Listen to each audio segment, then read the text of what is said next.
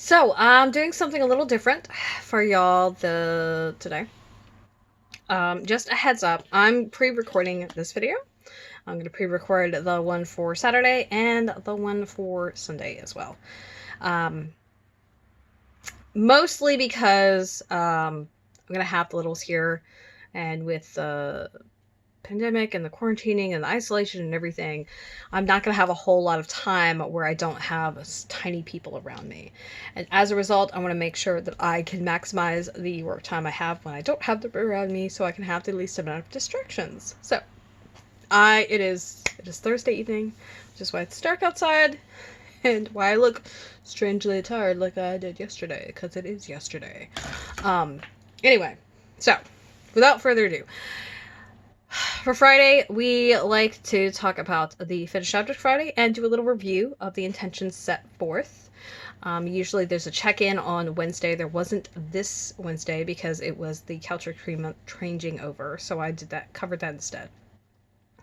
But the whole point of this is to, share things that I've finished, share things that I've worked on, let you see the progress, because it's really easy in the fiber community, when things take a very long time, to kind of overlook things being finished.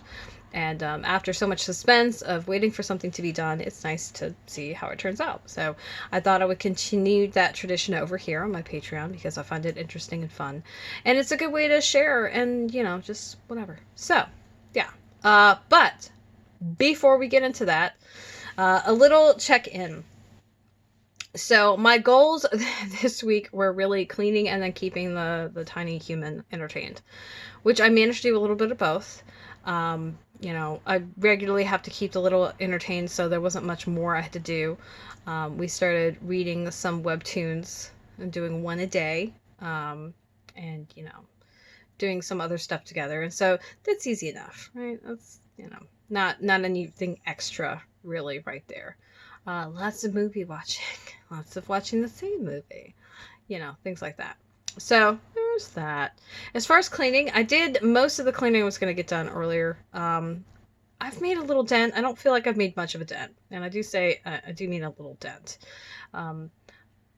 From where I'm sitting, it's really hard to see any progress, but when I put my chair under my desk and I step away from it, most of the work that's been done is, off to the side, which some of it's been undone since then.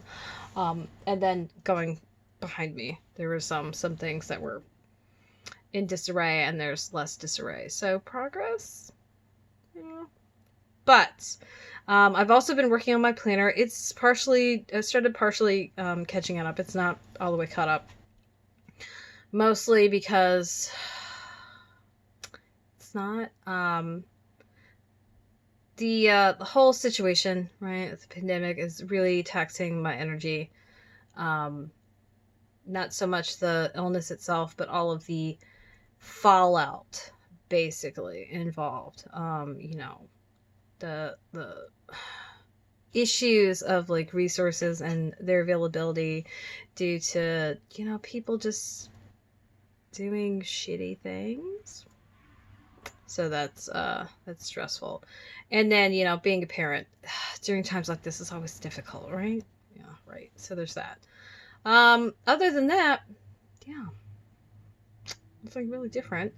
So since I haven't had a lot of energy, and since I haven't had tons of focus, and I've just been trying to do what I can and make things happen, and do a little bit, and it's still, while finishing stuff may not be the easiest thing for me to do, it certainly is helpful to work on things. And so I finally devoted my time and energy to get back to learning shuttle tatting. I started needle tatting. And while you can do anything with a needle that you can do with a shuttle, the shuttle motions are usually a little quicker. And when you're making something large, like a tablecloth or a bread spread or something like that, you quicker is what you want. There's also some different mechanisms, and it's not the quality, but some of the characteristics of the lace that's made with a needle versus a shuttle are a little different. One of them being needle tatted lace has a tendency to be a little looser. Because at some point you have the needle inside of the tatting. Whereas when you're talking about shuttle tatted lace, the only thing that's inside of it is another piece of thread, which, you know, you can squinch down a good bit. This is not going to actually compress, right? Whereas the cord or the string that you're working on, you know, you can squish it down quite a bit. So, without further ado, and of course, if you want to see static pictures of these, you can scroll down to the post below. But I have been making these. This is a pattern from, I think it's called the New Tatting. I'm not actually 100% sure. What I will do is I will link to the book in the post below. Off the top of my head, my brain's just not working. This was my first one. And then we have my second. And now my third. And this is 2-color tatting. It's still with a single shuttle. And then I moved on to this because while I was doing some updating of one of the posts, the bulky yarn post from last Sunday's Stash Cast, I came across this yarn. And so I've got 2 of these. I've got another one being worked right now, but these are the 2 I've got done so far. I think it's really interesting how the variegated works, because it definitely works. It works in a circle, so you kind of can see the progression of the colors from, you know, where they stop to where they go. But all let's just practice. I'm trying to think of what. I can't think of what the name of that pattern is either off the top of my head. But it might be a hydrangea. Because there's a hydrangea doily that involves a bunch of those, I think. 6, maybe 7. Yeah, because there's one in the center. So that's a thing. But yeah, I'm super excited. I know I could make that with a needle, and so now doing it with the shuttle is super fun and interesting because it's a different process, and I like to learn things, and I've only been meaning to learn how to shuttle tat, so that's been a whole thing. But yeah, that's pretty much it. I think so. I really like them. These are just for practice, so like I'm not gonna necessarily turn these into anything larger. I'm probably going to starch and stiffen them.